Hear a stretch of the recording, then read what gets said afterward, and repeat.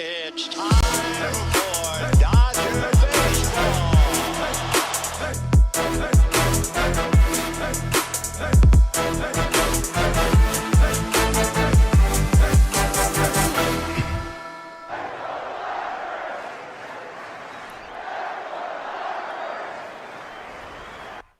What's going on, Dodgers Nation? Doug McCain here. You can follow me on Twitter and Instagram at DMac_LA. Welcome to the Dodgers Nation post-game show after LA sweeps the Snakes. They finished their road trip going 8-2. Your Dodgers get it done. You know how we get down here on the Dodgers Nation post-game show? One, let me know where you're representing. Give me those city zip codes, area codes down below in the comments section. Also, what are your big takeaways, not just from this game, but from this series? Let me know down below. Also, who is your player of the game? Is it Will Smith for that monster 12-pitch at bat where he hit a dinger that almost went into the jacuzzi there? Let me know down below. Or was it Tyler Anderson? Because I think Tyler Anderson needs more love. Tandy went off again today. He was outstanding for the Dodgers. Another 6 scoreless innings, now 20 consecutive scoreless innings from Tyler Anderson's a .86 ERA in his last 21 innings pitched. So let me know down below who are your Dodgers players of the game. But LA, they get the win 3-1 today. They sweep the Snakes, and they have been dominant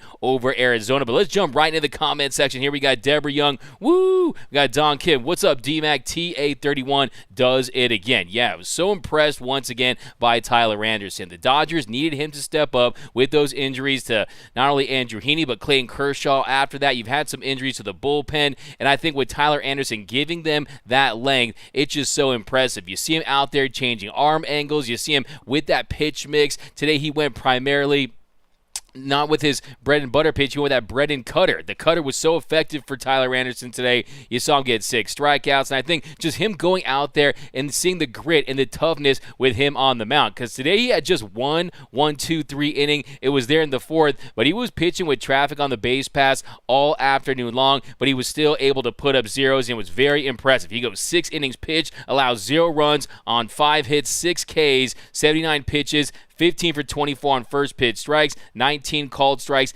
10 swings and misses. And I think with him, it was the timely strikeouts for Tyler Anderson, able to end innings with the punch out. I think really the big sequence of the game had to be there in the bottom of the 5th inning. So bottom of the 5th inning, Tyler Anderson, he goes out there and he gets that big punch out on Rojas, gets that fastball by him for that 3rd out. We're going to break it the whole game down though, but first, give me your big takeaways. Man, why do the Dodgers just dominate the D-backs? I mean, they own Arizona. They not only own them on the field, but they own them in the stands. Shout out to all the Dodger fans who are in Arizona. I know they always say Dodger fans travel well, and yes, Dodger fans do drive from LA to Arizona, but really it's a lot of LA transplants in Arizona. And hey, man, I don't fault you, man. That rent just is a little cheaper down in Arizona. Quality of life, man. You guys are, bigger cribs for sure. But yeah, let me know down below in the comment section. If you look at this over the last 2 seasons, Dodgers are now 25-5 versus the D-backs. They've won 11 of the last 12 series against Arizona. Since 2020, the Dodgers are 33-7. 33-7 against Arizona. I mean, they're just snake charmers against this team, and really they turn the Diamondbacks into garden snakes, and you see that each and every year. So just keep piling up these wins against the D-backs, these dubs against the D-backs. But how sweep it is, Dodgers, how sweep it is. That's from the Michael Malloy Show. Wake up from Rita Loy. Road stretch was successful from Chris Rascone. Yeah, I think save for that one. I mean, the 2 losses, but really against the Nationals, really scoring no runs after scoring 14 runs. That's baseball for you, and Julio Urias had a nice outing. But yeah, this Dodger team go on the road. They take 8 of 10 games. They now have the best record in all of Major League Baseball. The Yankees, they lost to the Rays today. The Dodgers sitting at 33-14 right now with a plus 119 run differential. They were dominating, and you're really seeing the full Mookie Betts experience. Mookie Betts has been scorching hot. He's been straight flames of late, and this is the MVP Mookie Betts that the Dodgers signed back in 2020. And we saw glimpses of it in 2021. We saw also some flashes in we saw glimpses of it in 2020. He did finish second in the MVP voting that year, was an integral part of the Dodgers World Series run. You saw the 3 home run game. You saw some big performances, but now we're seeing a true MVP performance by Marcus Lynn Betts. I think MLB is the MVP right now in the National League. League, and I do think that he's going to be the first player since Frank Robinson to win MVPs in both leagues. Of course, Frank Robinson, he won the MVP for the Cincinnati Reds in 1961 in the National League, and he won it for the Baltimore Orioles in 1965. And I do think that at this point you have to, if I was a betting man, I'd bet on bets for him to take home that award. I think he's the front runner at this point. Yes, Manny Machado has had a really nice season, but I think Mookie Betts, he's going to have the best player on the best team going for him. You see what he's able to do offensively and defensively. I thought he had a chance to make that catch at the end of the game there. Man, that would have been an absolute highlight catch, just covering a lot of territory, taking that angle on it, and trying to end the game on that Peralta triple that ended up giving the Diamondbacks their only run of the game. But, yeah, he was outstanding this entire road trip. Today, not his best day at the plate. And I think the last two games, you kind of speak to how the Dodgers can beat you in different ways. Yesterday, they won a tight one, 3-2.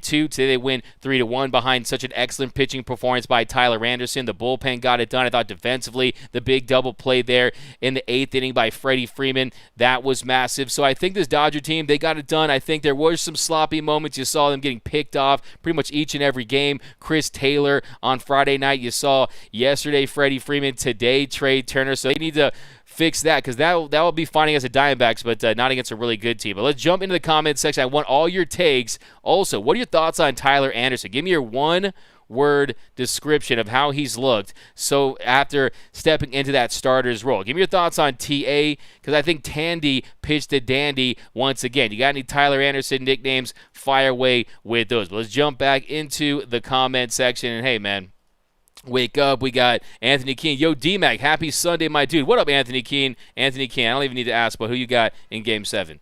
I think you got the Miami Heat, right? Dodgers take the sweep from William Andrews. Maria, muy pero, muy bien. Vivian mis Dodgers. All right, cool. Bilingual show, guys. I'll do the show in Spanish if you want, because I got a C+ in Spanish, too. Back at South Pasadena High School. No, but let's get started. Good road trip for the Blue Crew. Rita Loy, about time. Dodger Barber 90. I want to go to the game tomorrow. Yeah, I mean, always got to go to beautiful Dodger Stadium and get some payback against the Pirates. Not a bad week. Good road trip. First sweep since 2004. Austin Lambert. What? Let's go Dodgers. Okay, you want to let's go Dodgers? I got you. The Anthony from the 559. We got William from Rialto, the 92376. By the way, if you haven't yet, be sure to subscribe to the Dodgers Nation YouTube channel. Hit that subscribe button, hit that notification bell, and if you really want to support the channel, smash that like button. Remember, this is your show. I'm just hosting. I'm the man of the fan, here to get your perspective on all things Dodger baseball. We also have to talk about Craig Kimbrel. Yes, it's a little bit like pointing out a pimple on a model, but there were some points to point at, like we talked about the little bit of sloppy base running. We saw him getting picked off, and then Craig Kimbrel, for the second time in this series, didn't look as sharp there late. You saw he left that fastball middle, and Peralta, he put a really good swing on it, then also didn't have his best command on Friday. He walked Hummel, and yeah, he just didn't have his best command, and Dodgers were able to win by a score of 6-4 on Friday night, but yeah, he gave that ground rule double to Rojas there that made things very interesting on Friday night. And today, yeah, I mean, Craig Kimbrel, he hasn't blown a save, so that's the most important thing.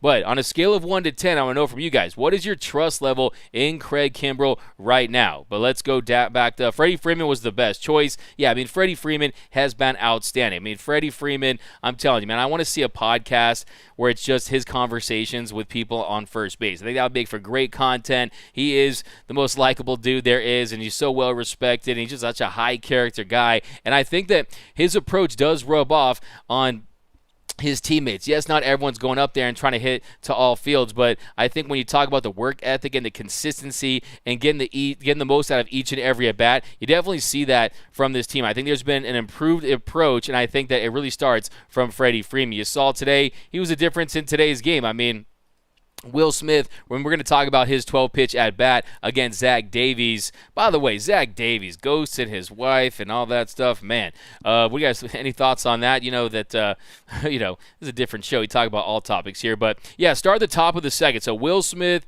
he goes down 0-1 to count, and then he takes 2 strikes low and away, and then he takes 3 straight balls to load the count, and then he fouls off 6 straight pitches, and then on the 12th pitch, of the at-bat. He goes deep to make it 1-0 Dodgers. Smitty's 5th bomb of the year, and just a great at-bat. He's fouling off pitch after pitch, 6 pitches, and then I think the big one was that foul ball on the curveball on the 8th pitch, and then finally he says, screw this, I'm going big Willie style, I'm going big fly on you, and that puts the Dodgers ahead early, and they're up 1-0.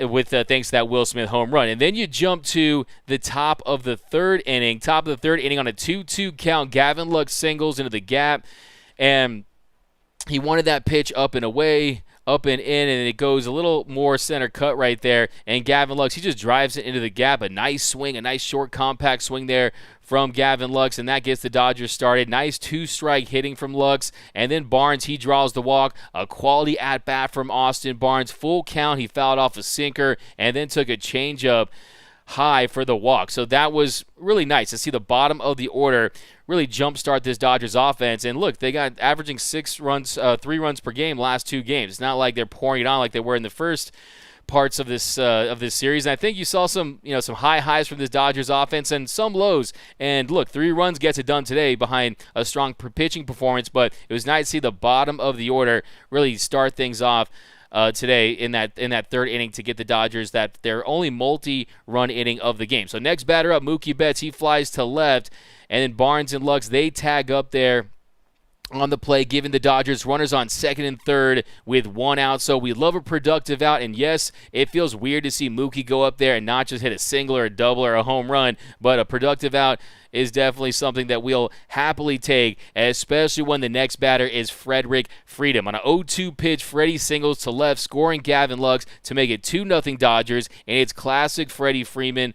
It's an opposite field approach, and it was a changeup low and away, and he just poked it into left field for his 29th RBI of the season. That made it 2-0 good guys.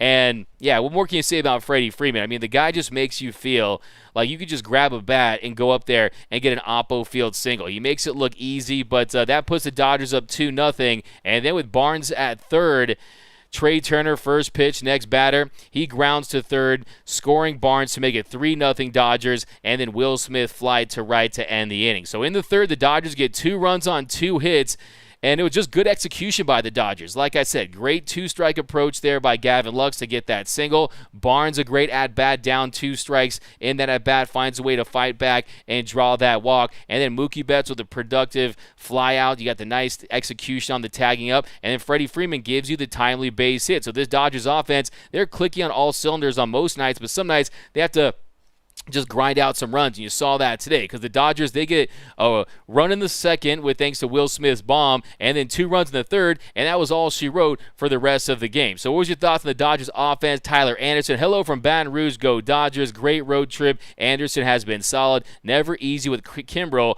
but he got it done at the end. That's from Jeffrey Gonzalez over on Facebook. We got Jacob Bogner, 9-2 against the Snakes with just 1 more trip to Phoenix this year. Yeah, I mean, geez, imagine if the Dodgers played Arizona every single game. They'd be like 160, 152 and 10, something like that. But Danny Cortez, we went from Cardiac Kenley to Cardiac Kimbrel, and you spelled it with the K. I mean, look, I think with Craig Kimbrel, he's still trying to find his footing and finding his groove out there. And the most important thing with Craig Kimbrel is if you look at his stuff, you look at the velocity, it's not down. It's still electric. I mean, you're still seeing that heater miss bats, and I think that's the most important thing, and that's really something that you can kind of take away from this is he's going out there, and yes, I think there's command issues at times, leaving fastballs over the heart of the plate, also not being able to land his breaking ball for strikes, and that is when he gets into trouble, because when he's not throwing that breaking ball for strikes, you have hitters, they're sitting on that fastball, and you know that Major League hitters, they can time up a rocket. If they're sitting on that fastball, they're going to find a way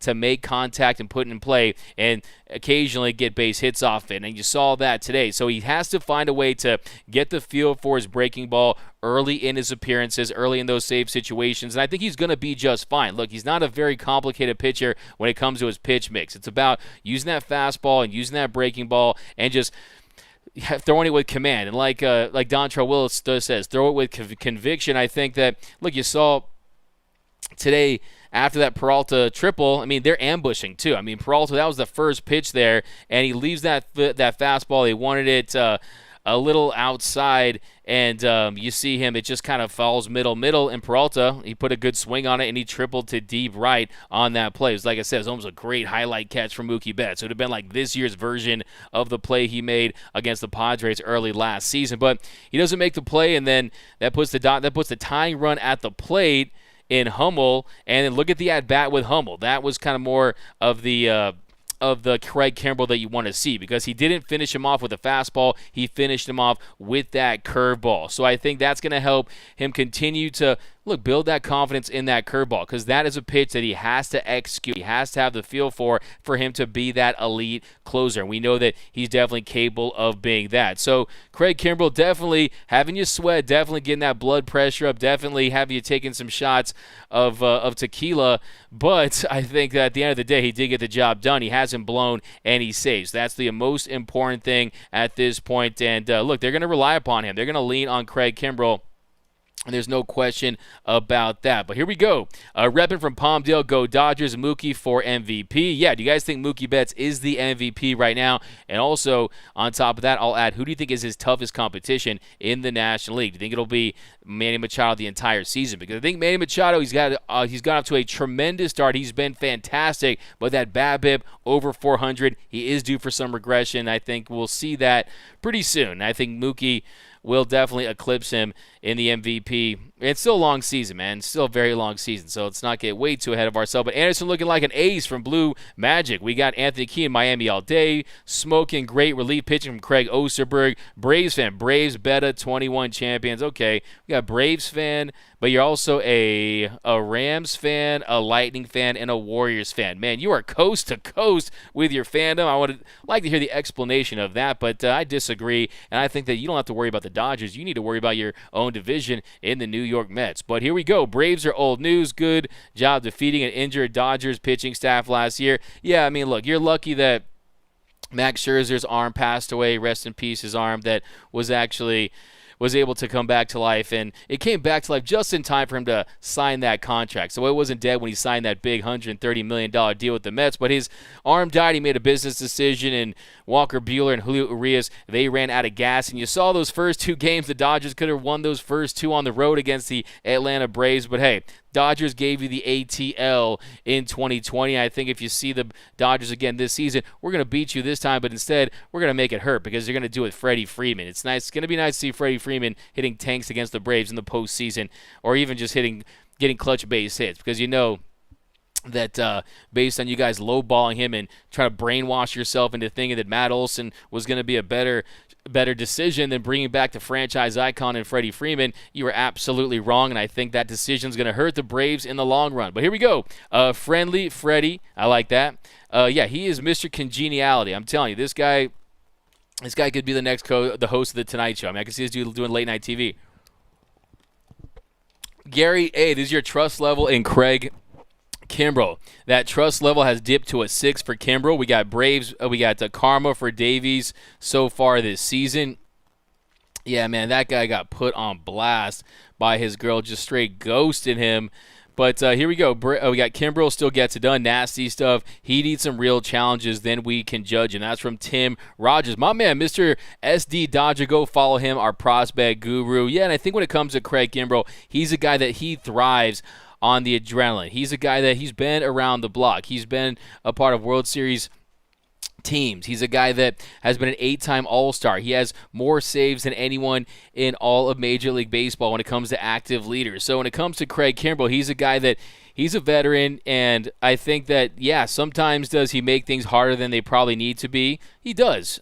As far as what he's done with the Dodgers so far, you're not see him go out there and just have 1, 2, 3 innings in some of these closing situations. But at the end of the day, if you look at his work, the most important thing is he's a closer, and closers, what do they get? They get saves. He has 10 saves, and he doesn't have any blown saves. So, I mean, you look at that, that is the important thing. But I'd be lying to you if I didn't say that, hey, it's a little bit concerning because, I mean, look, this is the Diamondbacks. When the Dodgers start playing these better teams, the New York Mets of the world, which will be coming up shortly here, we're going to see how he performs in these big situations because, look, he has been missing with that fastball, middle. He hasn't been laying that curveball for strikes enough. And like I said earlier in the show, he does get himself into some trouble at times, But, hey, if you look at his numbers, a 4.15 ERA, a 2.69 FIP, strikeout numbers, 29.8 K percentage, and 8.8 walk percentage. But look, Craig Kimbrel is a guy that he's going to be just fine. I think that there's no question it was the right move to trade A.J. Pollock for Craig Kimbrel, especially when you see how this offense has been rolling. You also consider the fact that what was the other option? You try to clear some cap and try to free up some money to bring back Kenley Jansen.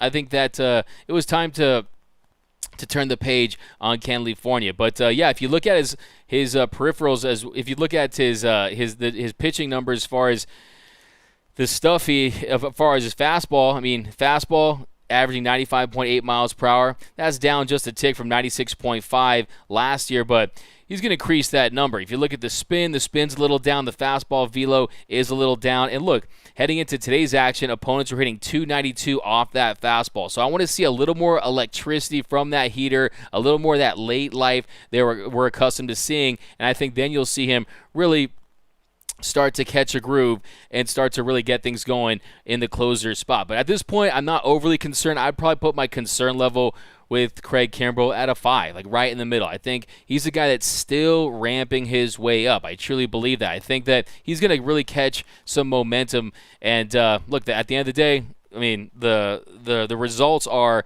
no blown saves. When he blows a couple consecutive saves and these high wire acts continue, then maybe we'll have that conversation. But right now, I think that it was still the right move, and I still have faith that Craig Kimbrel is going to be a solid closer for the Dodgers. But we got Gary A. Freddie Dream. The Dodgers are snake tamers, blue magic. That's kind of what I said earlier in the show. Just put that snake right back in that wicker basket, right? Because look, these snakes, like my friend Indiana Jones says, I hate snakes. Me personally, I hate snakes. I usually have like one nightmare about snakes every 2 weeks. But you know what? These snakes don't scare me because these are like those garden snakes, and you're really just kind of like, By the way, I think they should change the name of snakes to Doom Noodles. Freddie Freeman is the man from Nate. We got the Braves fans living in the past, huh? D-Mac, the GOAT. Thanks, Dodger Barber. You're the GOAT right back. Let me get Go Dodgers. Freddie is such a joy to watch at the plate with his defense. Yeah, you bring up a great point, Dylan, because we got to talk about Evan Phillips. Evan Phillips wasn't his sharpest out there, but we saw on the bottom of the 8th, a big double play there for the Dodgers. And look, it was a tight game, 3-0 at that point. And bottom of the 8th inning, Evan Phillips, he Rojas singles on a 2-0 count. Rojas singles to left. He just left that fastball middle. Wasn't locating his fastball well in this one. And then Marte, he grounds into that double play, goes right to Freddie Freeman. He fields it. He steps on the bag, and then they've got Rojas in a rundown. He plays it perfectly. They get the double play, and then that really just eases things up for Evan Phillips. Evan Phillips, after that play, you saw him settle down a little bit, and then he walked Walker on 4 pitches. And then he thankfully was able to strike out McCarthy, kind of buried that cutter underneath him and got the big punch out. But a little shaky of an outing for Evan Phillips. But, that was a massive double play by Freddie Freeman. Freddie franchise, Fredericks of Hollywood. This guy's just been outstanding offensively, defensively. You see him as that dugout presence, man. I'm telling you, man.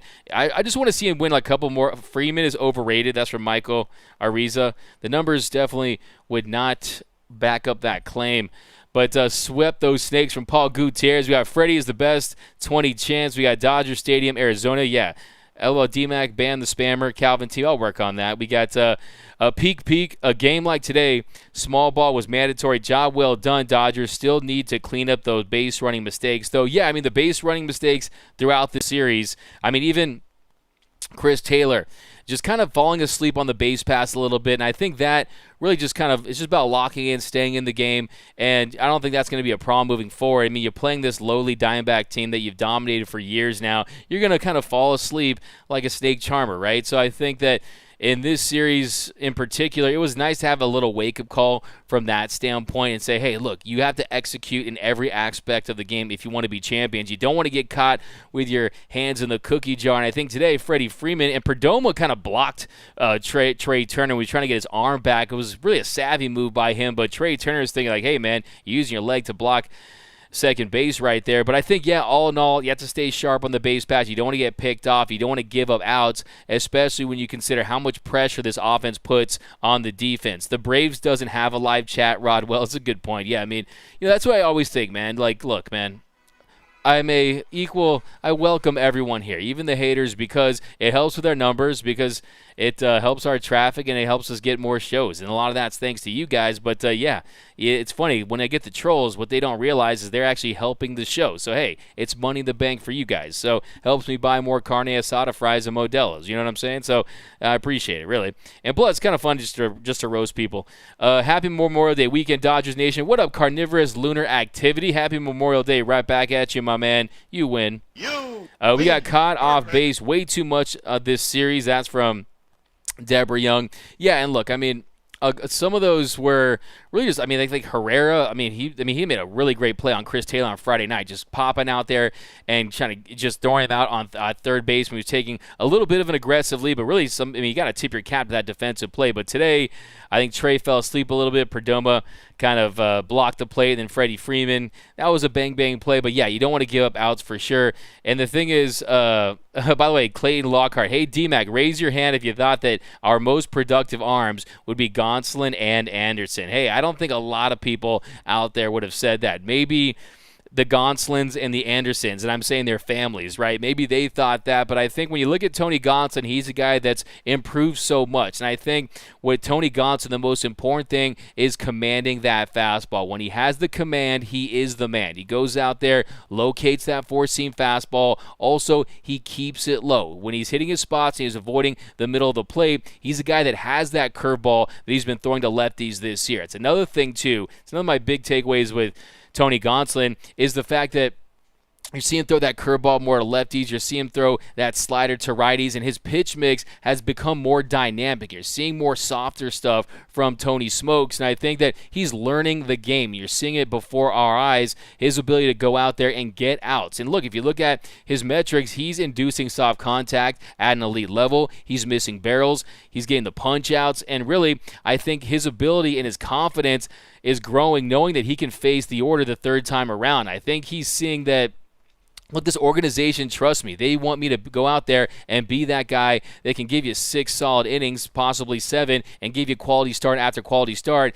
And I think that he's been the great Catsby. The Gunslinger has performed, and I think you couldn't be happier for him with considering everything that he's been through. Last year, he was dealing with a lot of inflammation in his shoulder, and that really affected his velocity, and that affected his command. So, look, when he has the command and he's locating that fastball, that split change is fantastic, and it's going to keep hitters off balance. And like I said, another thing, too, with Tony Gonsolin, he's been relying on his defense. I mean, if you look at his BABIP, it's a little over 200, so he's due for some regression the wrong way at some point. But, yeah, I mean, you couldn't be happier with Tony Gonsolin. He's exceeded expectations from every level. And like I said before this season, the cat is a lion, okay? The cat is a lion. That's what I want him to think of himself as. Don't think of yourself out there as these cats, right? Think of yourself as that big, ferocious lion. I think that, the Gunslinger, it has been fantastic. I just want to see him keep it going, because you look at that ERA and you look at his numbers this season. I mean, he's just been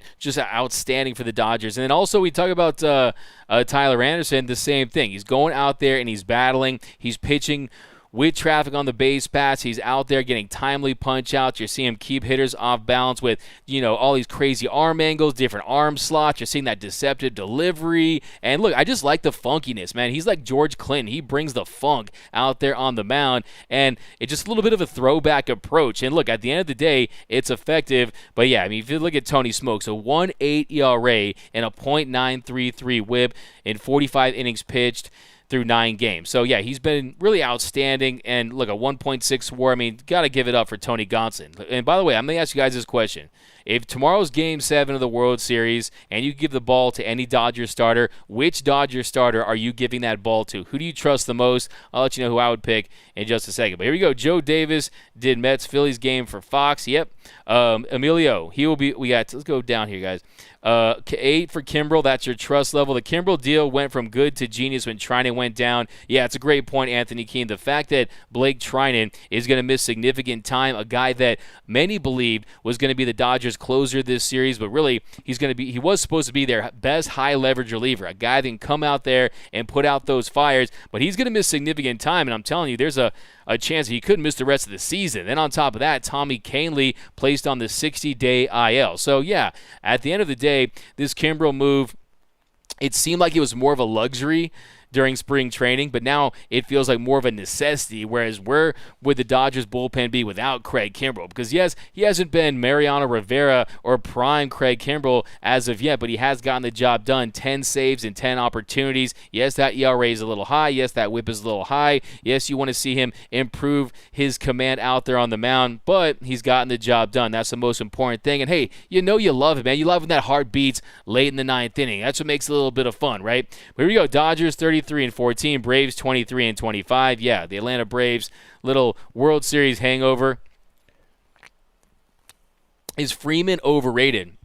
I actually think he's underrated at this point. I would say he's underpaid at this point in his career, making $27 million, being the 21st highest paid player in all of Major League Baseball. He's a guy that goes out there, and I think that one thing people overlook in this day and age is durability. And he's a guy that he's missed like 4 games in the last 5 seasons. This guy goes out there and he posts, and you can count on him to be in that Dodgers lineup. And you're seeing clutch base hits, you're seeing timely base hits. And today, I think Freddie Freeman, you can make a case that he was the player of the game. Had Tyler Anderson not shoved once again, maybe you go with Freddie franchise, because one, he gives you that RBI that gives the Dodgers their second run of the game, and then on top of that, he gets that key double play there in the second inning. But here we go.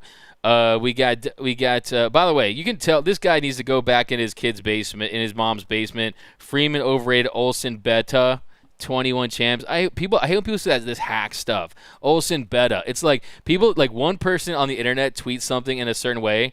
Instead of saying Olsen is better, Olsen Beta. It's like we're so lazy we can't just throw is in there anymore, and people just follow and use the same terminology. But when it comes to this guy, he keeps saying the same thing, and that's how I know you got nothing, my man. And by the way, how about look at this guy. He likes the Braves, Lightning, Rams, and Golden State Warriors. Does he just like whoever won the championship? You probably are the biggest bandwagon fan in the history. I bet you were a Dodger fan after the 2020 season, right? Mr. Bandwagon right there is Braves fan. I mean, when did you change that? Right after they beat the Dodgers last year, because I'm pretty sure he used to be Dodgers fan. But here, Braves fan is a Dodgers fan. We got, hey, Braves fan, who's first place in the NL East? We got D. Neal. Kimberly has to tighten up. It's a Kimberly has to tighten up. It's a guarantee that when he takes the mound, at least one run is crossing the plate. D-Mac greater than signed Braves. That's from Damien. My man, Damien, what up? By the way, happy Memorial Day weekend, everyone. Hope you guys are partying. Hope you guys are having a good time with your family and friends, because, hey, man, Memorial Day weekend, bro. That's how you know summer is really officially official, man. And that means baseball is going to take center stage pretty soon, too, because that means the NBA Finals is almost over. So, great time of year, but, hey, I'm a big NBA fan myself. But funny, they are all tired, extra awesome to win. Yeah, I'll block him. Don't worry. I just can't do it during the show. Doug, have you ever thought of a nickname? I'm working on it, Doug. I mean, I've been calling him Tandy. I don't know why. Tyler Anderson. Tandy. He's an Oregon Duck. Man, Tyler, the creator of the Tyler. I'll work on that. You guys know that's what I does, man. But I'll work on that one. But you guys have any nicknames for Tyler? Tyler the Destroyer, Tyler Anderson down below. Let me know. We got best record in baseball. We're not even hitting on all cylinders yet. It's from Douglas Lowe. Yeah, it's a fantastic point. I think that this team has gotten the job done, and you're seeing that this team is seeing the full Mookie Betts experience. And I think when it comes to Mookie Betts and the success that he's had, I mean, now you're going to see him just carry this team. So I think that anyone that thinks that really the Dodgers are really just getting started, because when you look at the starting pitching, they're still patchworking this bullpen together. You see, they still haven't had Andrew Heaney back or Clayton Kershaw back, and they've been relying upon Tyler Anderson, Tony Gonsolin, and then Walker Buehler. He's been a little shaky of late, and Julio Urias, he had a really great last start, but he's a guy that was a little shaky before that outing. So I think when Julio Urias and Walker Buehler really hit their stride, and Tony Gonsolin and Tyler Anderson continue to produce, and then get Clayton Kershaw back, and we'll see Andrew Heaney, after a few starts, he was sweeping Dodger fans off their feet with that new sweeper slider. I think then you'll really see this team hit their max potential and really click on all cylinders. And then, hey, who knows, man? We could be talking about a big-time run. Dodgers taking like 15 of 17 games, 18 of 20 games. I think this team's going to be tough to beat. But we got the Urias. We got we got Butane from Gregory. This is for who you would take tomorrow if there was a Game 7. Biz E. Brown, the Urias. Yeah, I think that Julio Urias, he's a guy that if he's rested and he's healthy, he's just such a competitor on the mound. He's got that slow heartbeat. He has that poise where I think that would be my pick too. I think I would go Julio Urias right now. As great as Tony Gonsolin has been, that ERA in the postseason has been an issue for him. But I do think that he's been put in some tough spots. So, I mean, I'm not going to totally hold that against him. But Tony Gonsolin, a 9.45 ERA in 13 1/3 innings pitched. So he has to prove he can get it done in the postseason. 14 runs he's allowed in 13 1/3 innings in the postseason. That includes 6 home runs. But I think with his new pitch mix and adding just a little more reliance on that curveball and going with some of his other breaking pitches and not just and really challenging hitters when he needs to with that fastball, I think that he's just continuing to grow as a pitcher. So I definitely think that his best pitching is in front of him, and I would love to see him get another opportunity to pitch in the postseason. We got Darren Sutton. Sucks, but love his dad, Miss David and Oral. You guys not like Darren Sutton as a broadcaster? What have you guys thought? We got Walker Buehler gets the ball. No need to get cute. It's close with Julio, though, assuming Kershaw is still hurt. We got more like under 500 fan. I like that. Matt Olson is better. Get a job, bro. Yeah, I mean, seriously. I love this Braves fan. We got pound for pound. We got need a base running coach. Ricky Henderson, where are you? Where are you? Deborah Young, my man Freddie is most definitely underpaid. That's from Deborah Young. Oh, so now Freddie's your man, okay? So you moved on from A.J. Pollock to Freddie Freeman. Dodger fans dominate Snake Park. Yeah, it is truly Dodger Stadium Southwest. I mean, I think at this point, if I'm the Dodgers, you're going to dominate that team as much as you have over the past few seasons, and the numbers don't lie. The numbers will tell you the Dodgers have absolutely destroyed the Diamondbacks. And, I mean, just check this out. I mean, if you look at over the last 2 seasons, Dodgers are now 25-5. Since 2020, they're 33-7. So I think the Dodgers, when you consider how much they've destroyed them and the fact that the stadium is like 99.9% Dodger fans, I think they should wear their white home uniforms, those wedding gown white uniforms, at the Diamondbacks field. I really think that's only right. They are technically the home team. They should wear those white uniforms and just let these people know that, hey, this is our stadium down south. But you the man, D-Mac. Hey, you the man right back. We got Zed Productions, Walker for Cy Young. Yeah, I wouldn't even really have him in that conversation. I think Walker Buehler, he's a guy that's in a real transitional phase. I truly believe that. I think that the days of him challenging hitters and dominating hitters with that elevated four-seam fastball and then working off that cutter and that curveball and his secondary pitches, I think that those days are behind him. And I think it's about him finding an effective fastball and finding the command with it, because command trumps velocity. And I think when you look at his velocity, it's still decent in the 94, 95, 96 range whenever he wants it. When you saw him pump it up to 97 during his last start, but he's not that pitcher at this stage. And I do think a little bit of that has to do with some of these arm slots that he's choosing, because he's trying to find these arm slots on some of those secondary pitches, and most particularly that cutter. So I think that that's definitely affecting his velo. And I also believe that, look, last season he was just one of 4 pitchers to throw over 200 innings. And you know that he wants to be that guy. He's talked about growing up and being a fan of Bronson Arroyo and different pitchers out there that went deeper into games, and that's one he picked. By the way, remember his cornrows? I think for him, it's just going out there and finding a pitch mix that works for him with his current state and his current ability. Because I think that, look, man, if you look at his highlights, him throwing 98, 99, even hitting triple digits and just mowing down hitters, those days appear to be behind him. But I'm hoping that he can discover that fastball once again. But, hey, that cutter's been an effective pitch for him, and I still think that his knowledge of the game and his tenacity, and, look, he wants to be great, and he's going to find a way to go out there and be effective, even if it's a little different than what we've seen in the past. But, yeah. By the way, what are your guys' thoughts on Jock Peterson going full Will Smith on Chris Rock? I mean, Tommy Pham going full Will Smith on Chris Rock to Jock Peterson. Let me know down below. What do you think about Tommy Pham slapping Jock Peterson, I mean, geez. It was a little jock slap right there. Brooke is definitely hitting Braves fans. Mom, for Mike, I hope we get Juan Soto without giving up too much, Mr. Classic. Like I said, I think the odds of that happening are 1 in a billion. I don't anticipate the Dodgers making a move for Juan Soto. And look, he's going to be a free agent after the 2024 season. That's still a ways away. We know the Dodgers are one of a handful of teams that would even have deep enough pockets to offer him a contract in the $400 to $500 million range. So we'll see. If they really want Juan Soto, you do it then without having to gut your farm system, especially when you consider the fact that, look, the Dodgers signed an impact left-handed bat in the offseason who has fantastic bat-to-ball skills, and his name is Freddie Freeman. So I don't see him as a major need. Defensively, you could throw him in left field, but look, the Dodgers, if they find starting pitching and they add another impact starter and maybe add a bullpen piece, it's lights out. It's over for the rest of the league. So to me, that should be the focus when you look at how this roster is constructed. It's all about pitching. That is who you need to identify, that you need to address that most importantly, and everything else is just a luxury. But Oral and Joe do the home game. Sutton's not good enough to make me forget Joe. And end of story. That's from Pika Peak. Not even D-Train can save him from being turned down for the Dodger radio team. Ouch. I show up.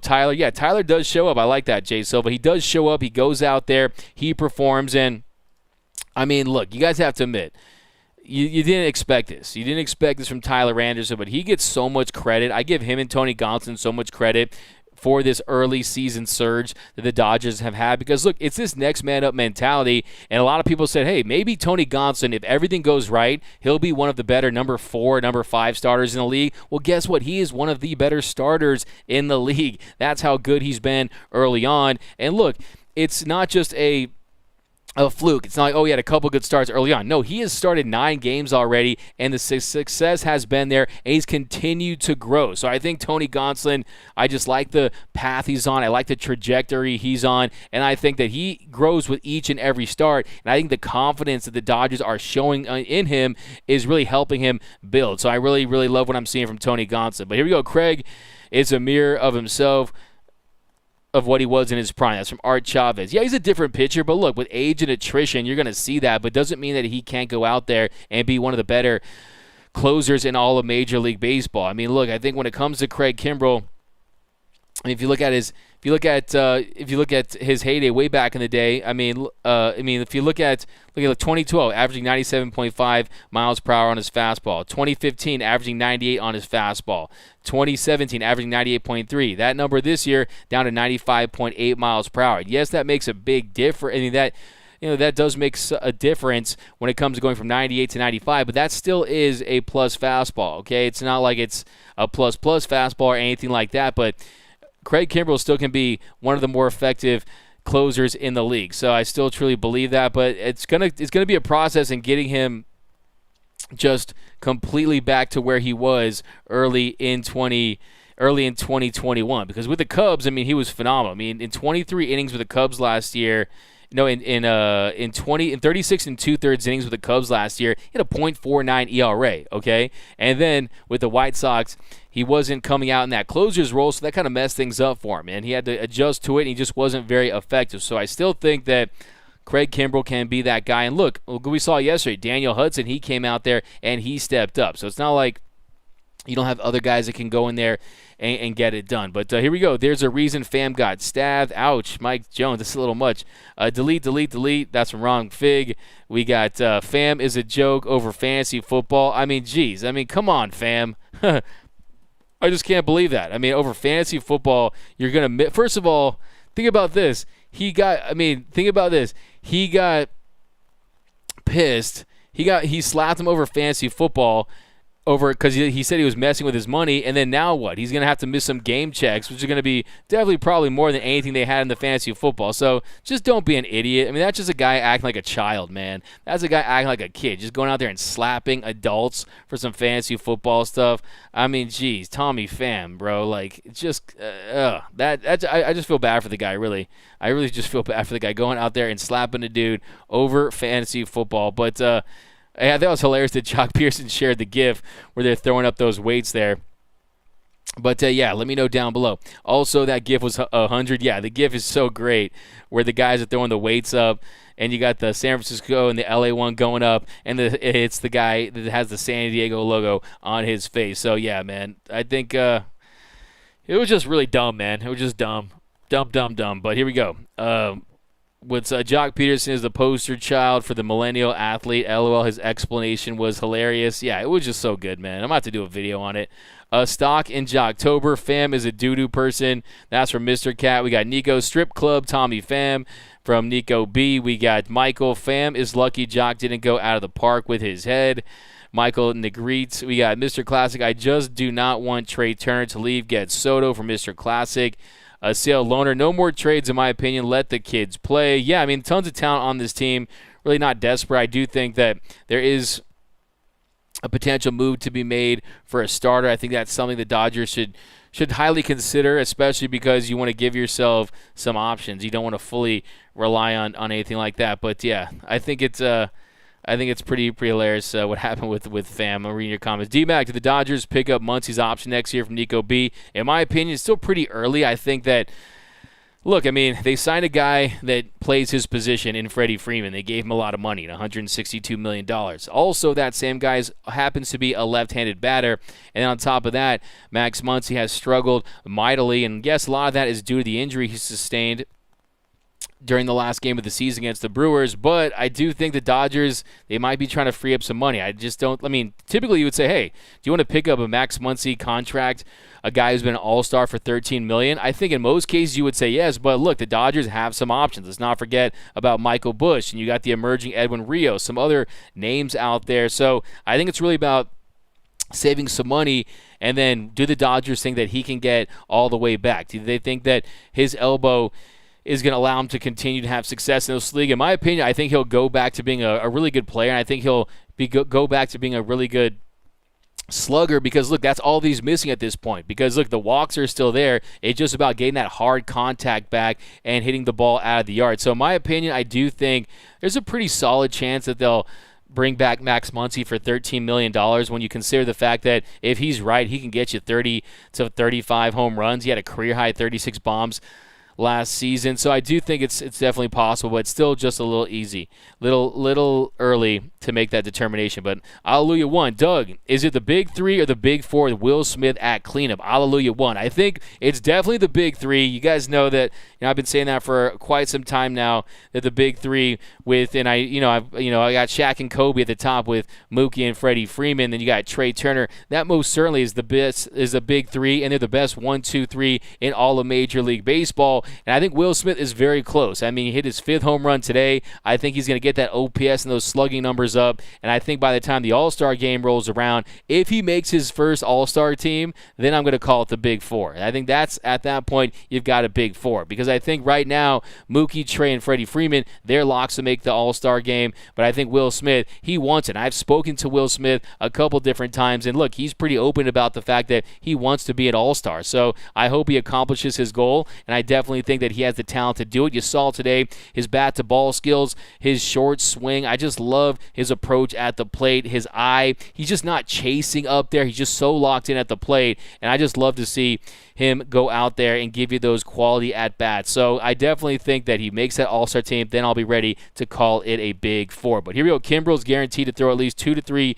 meat pitches per outing. That's from JRM. Yeah, I think that's the big issue. I mean, sometimes he's leaving stuff out over the plate. And you want to see him kind of find those edges more and kind of keep it down and just kind of see him go out there and locate more. And I think Kimbrel early on, I think it's a release point, I want to say a just tiny micro-mechanical issue for him. And I think that he doesn't look like he's completely in sync out there. I've seen him in the past a little more fluid with his delivery and his release. And I think he'll get there. And I think that what I keep pointing to when I start to get a little stressed about the closer's role in the back end of his bullpen is the fact that you don't see a tremendous decline in his velocity numbers. He's still getting it up there. It's just about the location. Like I said, smoothing out those mechanics just a tiny bit and just kind of getting into the groove, getting into a routine as the Dodgers closer. Because, look, I mean, all that time off, I mean, he went so many different days where, look, I mean, this offense just poured it on, and there's no reason to throw him out there in an 8-2 game or a 11-2 game, right? That's mop-up duty. that is the time you go out there and you put in Hanser Alberto, not Craig Kimbrel. So I do think a routine for Kimbrel and some consistency is going to bode well for him. And I do think that he's still in a spot where they're learning how to get the most out of him. And I think that, look, you have to also trust the Mark Pryors of the world and the Connor McGinnises. They're going to find a way to get him 100% right and completely optimize his talents. And, yeah, man, the bird will be flying once again. Fam is living in a fantasy. I like that, Michael Negrate over on YouTube. I agree, Fam is lame. Jock to the Dodgers at the trade deadline. Mike Jones, who? Well, hey, if Jock goes to the Dodgers at the trade deadline, which I don't think is going to happen, he could be his third World Series title in his third consecutive season. So it would be Jock Threederson. Okay, I'm going to make T-shirts out of that if that happens, if he's a Dodger and they win 3. But a paid trade, we got the presence of Freeman lit a fire inside a Moog. That's from Ben Dover. Ben Dover, I like that tweet. I do like that tweet because, look, let's not forget, those are two of the greatest players of their generation. Those are two players that finished first and second in the MVP voting in 2020, and I do think when you're surrounded by great players, you do push yourself. You absolutely do. When Mookie Betts gets to the field and he sees that Freddie Freeman has been there 2 minutes before him, he probably wants to be early the next day, right? But these guys, they work so hard. I've seen it on the field. I've seen the work they put in. They're so focused. And I think that really trickles down to the younger players, the Gavin Luxes, the Edwin Rioses. They see the work that Freddie Freeman and Mookie Betts put in and just the professionalism that they bring to the table and their high character. That, yes, it's great for this organization. But I do think that, yes, I do believe I haven't seen Mookie have this much fun since he's been a Dodger. I haven't seen him smile this much. I haven't seen him talk to his teammates this much. You saw over the weekend him sitting with Trey Turner and Freddie Freeman, and Trey Turner's giving a little back massage, and Mookie smiling and laughing. Today, you see Mookie sitting with Freddie Freeman. So I absolutely do agree with you that the addition of Freddie Freeman has had a positive impact on Mookie Betts. And look, it's a little spark that I just think Mookie's such a competitor that he wants to be great too. But yeah, I think that you see him do that little. I like when Mookie does that little clap that he does now after he's rounded the bases after a Freddie Freeman RBI, and I definitely would agree with you. But Robert Rocha, I don't see Dodgers picking up Muncy's option. Too many good players waiting in the wings. Yeah, what is your guys' opinion on that? Do you think the Dodgers will pick up Max Muncy's $13 million team option after the season? Let me know down below. But, yep, guys, another great show, man. Love hanging out with you guys. Hey, man, this is Memorial Day weekend. Most people are out at pool parties. Most people are out at barbecues. Me, I'm saying, I got to hang out with my Dodger fam, and we got to break down this Dodger game. Because me, I don't care if it's Christmas morning. I don't care if it's the birth of my first child. I'll be doing this show for you guys because that's what it's all about, man, Dodger baseball. But here we go, guys. Couple more comments, and we will head out of here. Your boys in blue, they are the best team in baseball. They have the best record in Major League Baseball. And, another great road trip, 8-2 on the road trip. They sweep the Snakes. They've been dominating the Snakes for years now. And it was nice to see Will Smith's great at-bat. You saw Freddie Freeman. He gets the Dodgers their second run. You saw Trey Turner. He had a first pitch RBI single. He had a first RBI ground out. So the Dodgers, they got it done, man. Craig Kimbrel gave us a scare, but bottom line is LA wins, and the Dodgers, they have the best record in the league. But my name is Doug McCain. You can follow me on Twitter and Instagram at DMAC_LA. We'll do a couple more comments here, and we'll head out. Blue Magic, happy Memorial Day, DMAC. I'm exactly where I want to be today. My man, he's definitely not fam. He's enemy. I like that from Michael Valentine. Yeah, they're definitely not fam. They're definitely not fam, man. DJ Augusto, I'm in East Los Angeles waiting on the Sunday car show on Whittier. Hey, man, have a good time. Love you, DMAC. Hey, love you, Mike Jones, man. Let's talk about the Blue Wave at D-Back Stadium. Yeah, we did talk about that. Like I said, it is the Blue Wave. That stadium is Dodger Stadium Southwest. And look, we pretty much have the whole NL West covered at this point. But DMAC Dodgers for live, pound for pound. We got Blue Magic, DN Best show on YouTube, and DMAC the best in the business. Appreciate you, Dylan. You the man. Should Kevin Pillar stay when Max comes back? David Mency. I think we'll end on that one. I think when you saw Kevin Pillar, I mean, he's got the flair for dramatic, right? When it comes to diving, making diving catches, and you see him all over the field. And look, he's definitely a guy that can give you highlight defensive plays, but we're going to have to see what he can do at the plate because he's been below average for the last few seasons. He was raking down at AAA, but it's very different to have success at AAA versus in the show. So we'll see how he performs because at the end of the day, if he goes on a tear, maybe he puts the Dodgers in a position where it's a tough call. But I do fully believe that they're committed to Max Muncy, and I think when he's ready and he thinks he's ready and he appears that he has the strength in his elbow, that he'll be back in the lineup. But hopefully Kevin Pillar can have a good showing and give the Dodgers a good problem to have, let's just say. But peek a peep. We got Pillar sticking around in the meantime. Muncy out for a couple months. That's from Iris K, in my honest opinion. Who here is currently in LA? I think I am. But yeah, thanks a lot, guys. Enjoy the rest of your weekend. Happy Memorial Day. And if you haven't yet, be sure to subscribe to the channel. Hit that like button. Hit that notification bell. My name is Doug McCain. You can follow me on Twitter and Instagram at DMAC_LA. And until next time, think blue, bleed blue, and I'm out. It's time.